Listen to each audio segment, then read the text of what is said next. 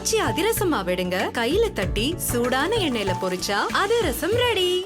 தமிழக வெற்றி கழகத்தினுடைய தலைவர் விஜய் அவர்களுடைய மக்கள் சந்திப்பு பிரச்சார பயணம் கரூரில் நடைபெற்ற பொழுது சுமார் 40 பேர்கள் காவல்துறையினுடைய குளறுபடியால் மற்றும் திராவிட முன்னேற்ற கழகத்தினுடைய சில முக்கியமான மாவட்ட செயலாளர்களால் கட்சியினுடைய நிர்வாகிகளால் ஒரு குழப்பம் ஏற்பட்டு அதன் விளைவாக இறந்திருக்கிறார்கள் என்று இன்றைக்கு தவாகவுடைய தரப்பில் நாங்கள் செய்திருக்கக்கூடிய மனுவிலே குறிப்பிட்டுள்ளோம். ஆகவே இந்த மாநில அரசு அதை விசாரிக்கக்கூடாது, சிபிஐயிடம் இந்த வழக்கினுடைய அனைத்து விசாரணையையும் ஒப்படைக்க வேண்டும் என்று கூறி இன்றைக்கு நாங்கள் நீதிமன்றத்திலே நாங்கள் வழக்கை தாக்கல் செய்திருக்கிறோம். இந்த வழக்கு இன்றைக்கு விசாரணைக்கு வரும். இப்போ வந்து எதன் அடிப்படையில் சாட்சிகள் எதுவும் வச்சிருக்கீங்களா? ஆமாம், நிறைய ஆவணங்கள் இருக்கு. அந்த இடத்துல தேவையில்லாமல் அவங்க லத்தி சார்ஜ் பண்ணியிருக்காங்க, அதே மாதிரி கரண்ட் கட் பண்ணியிருக்காங்க.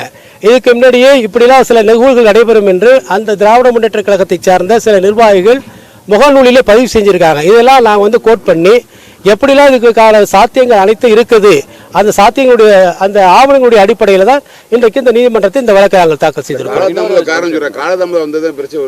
இல்லை, காலதாமதம் அவர் உரிய முறையில் வந்தார். 2 பக்கங்களிலும் மக்கள் கூட்டமாக இருந்தார்கள். மக்களுக்கோ அங்கே இருக்கக்கூடிய பின்னாலே வரக்கூடிய தொண்டர்களுக்கோ அல்லது வாகனங்களுக்கோ எந்த விதமான பாதிப்பு ஏற்படக்கூடாது, போக்குவரத்துக்கு எந்த பிரச்சனையும் ஏற்படக்கூடாது என்று கூறினால் அவர் மெதுவாக வந்தார். அதை ஒரு பிரச்சனையாக எடுத்துக்கொள்ளக்கூடாது. வாகனம் வேகமாக வந்திருந்தால் பின்னாலே வந்திருக்கக்கூடிய இளைஞர்களோ மாணவர்களோ மற்ற பல விபத்துகள் ஏற்படும். இவைகளெல்லாம் தடுப்பதற்காகத்தான் மெதுவாகத்தான் அந்த வாகனம் அங்கிருந்து வந்தது. ஆமா, அதாவது உடல் கூராய்வுங்கிறது மாலை, அதாவது ஆஃப்டர் சன்செட் பிஃபோர் சன்ரைஸ் செய்ய மாட்டாங்க, மாலை 6 மணிக்கு பிறகு செய்ய மாட்டாங்க. ஆனால் இந்த வழக்கை பொறுத்தவரையில் ஒரே இரவில் கிட்டத்தட்ட ஒரு 39 பேருக்கு அவங்க உடல் கூராய்வு செஞ்சுருக்காங்க. நைட்டே இன்பார்ம் பண்ணி வச்சிருந்திருக்காங்க.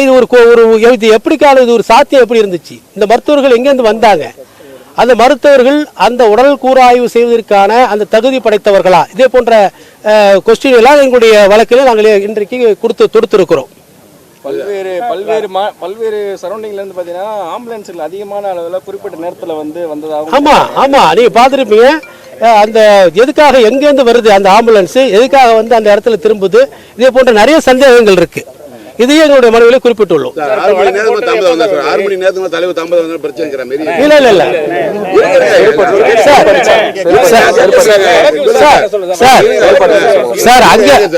அங்க 3 to 10 தான், 3 to 10க்குள்ள எங்களுக்கு பண்ண சொல்லியிருக்காங்க. அந்த அடிப்படையில் தான் அவர் வந்திருக்காரே தவிர அதுல எந்த விதமான காலதாமதமும் இல்லை. அதாவது சாலை வழியாக வருகிற பொழுது மெதுவாகத்தான், ஏன்னா மக்கள் இருந்து 2 பக்கங்கள் நின்று பார்க்குறாங்க. அப்போ வேகமாக வாகனத்தை ஓட்டி வர முடியாது, அப்போ ஏதாவது விபத்துகள் ஏற்படும். அதில் தடுப்பதற்காகத்தான் அவர் மிகவும் கவனமாக வந்திருக்கிறார். பண்ணியாச்சு. விசாரணைக்கு மத்தியானம் 2 நாளுக்கு சொல்லியிருக்காங்க. இதுக்கு பிறகு நாங்கள் ரிஜிஸ்டர் கேட்டுட்டு அடுத்து உங்களுக்கு அப்டேட் பண்றோம்.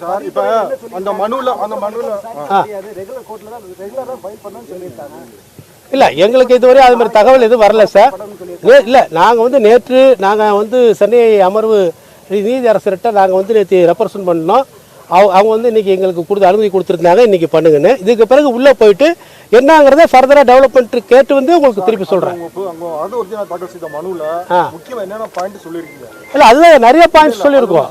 முக்கியமாக ஒரு கான்ஸ்பிரசி இருக்கு. இந்த இதை தமிழக வெற்றி கழகத்துக்கு எதிராகவும் தலைவர் விஜய் அவர்களுடைய பரப்புரைக்கு எதிராகவும் ஒரு கான்ஸ்பிரசி இருக்கு அப்படிங்கறத நாங்க ஹைலைட் பண்ணியிருக்கோம். அதை ஃபுல்லா படிங்க உங்களுக்கு. அதான் எல்லாருக்குமே நான் ஷேர் பண்ணியிருக்கோம் அந்த அஃபிடவிட்டை. 500 காவலர்கள் பாதுகாப்பு பணியில் இருந்தாங்கன்ற சொல்லிட்டாங்க. அது அண்ணாமலை கூட அதை மறுப்பு தெரிவித்து பேசி இல்ல, 500 பாதுகாப்பு கிடையாது. இன்னைக்கு காலைல டேவிட்சன் ஆசீர்வாதம் அவர் அடிஷனல் டிஜிபி அவங்க சொல்லியிருக்காங்க பாருங்க. 117 137